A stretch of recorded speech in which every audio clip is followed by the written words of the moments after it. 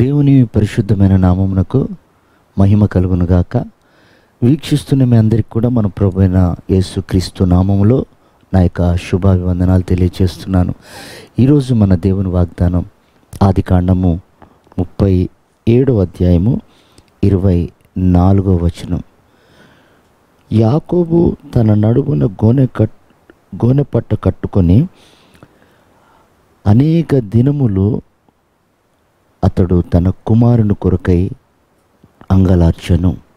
ప్రియమైనటువంటి దేవుని సంగమా, యాకోబు కుమారులైనటువంటి వారు యోసేపును ఐగుప్తునకు అమ్మివేసి తన తండ్రి యొద్దకు వచ్చి, నీ కుమారుణ్ణి అడవి మృగములు తినివేసేయని అతడు చెప్పినప్పుడు ఆ తండ్రి దుఃఖాక్రాంతుడై అతన్ని కుటుంబ సభ్యులు ఓదార్చలేకపోయారట. అంతగా దుఃఖపడ్డాడు. చూడండి ప్రియమైన దేవుని బిడ్డలారా, భౌతిక సంబంధంగా మనకు కనిపిస్తున్నటువంటి యోసేపు దూరం అయితే తండ్రి ఎంతగానో రోధించాడు. ఎందుకంటే ఆ కుమారుణ్ణి అంతగా ప్రేమించాడు. చూడండి, ఈ రోజున యేసు ప్రభు ఈ లోకానికి పంపబడినప్పుడు అతడు నలగొట్టబడుట తండ్రికి ఇష్టమాయను అని బైబిల్ సెలవిస్తుంది.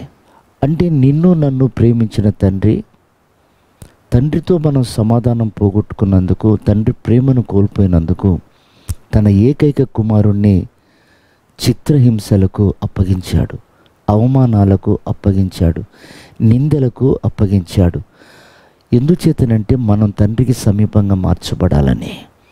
అందుకు తండ్రి అంటాడు, అతడు నల్లగొట్టబడుట నాకు ఇష్టమాయను అంటాడు.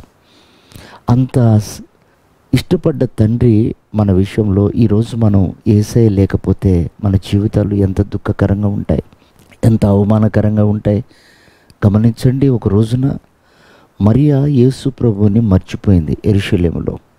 మరియా యోసేపులు వారి సంతోషంలో తేలి ఆడుతూ వారు యెరూషలేము నుండి బెత్లెహేముకు వెళ్తున్న సమయంలో యేసు ప్రభు వారితో లేడు అన్న విషయాన్ని తెలిసి వారు దుఃఖపడ్డారు. 3 రోజుల ప్రయాణం అంత దూరం ఏడుస్తూ వెళ్ళారు.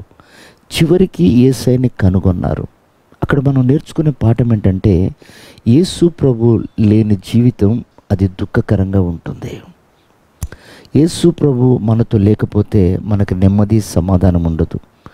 యేసయ్య కూడా తన శిష్యుల్ని 2 పంపిస్తూ, ఎవడైతే నన్ను చేర్చుకుంటాడో వాని గృహం యోగ్యకరంగా ఉంటుంది అన్నాడు. చూడండి, ఒక పెళ్లి విందులో యేసు ప్రభు ఉన్నాడు. ఆయన ఉండటం మూలాన ఆ కరువు కొరత తొలగించబడి సమృద్ధితో నింపబడింది. ఈ రోజున ప్రియమైన వారలారా, ప్రభు లేని జీవితం శూన్యం, అది వ్యర్థం. కనుక ఆయనను కలిగిన మనం ధన్యులం కాబట్టి ఆయనను మనం కాపాడుకోవాలి. ఆయనను కాపాడుకోవటం అంటే ఆయన ఆజ్ఞలను, ఆయన విధించినటువంటి కట్టడలను మనం శిరస్సు వహిస్తూ ముందుకు సాగాలి. అలా చేసినప్పుడే మనం నిత్య సంతోషం కలిగినటువంటి స్థలంలోనికి మనం చేర్చబడతాం. అలాంటి కృప ఈ ఉదయకాలం ప్రభు మనందరికీ అనుగ్రహించి ఆయన రాకడకు సిద్ధపరచునుగాక.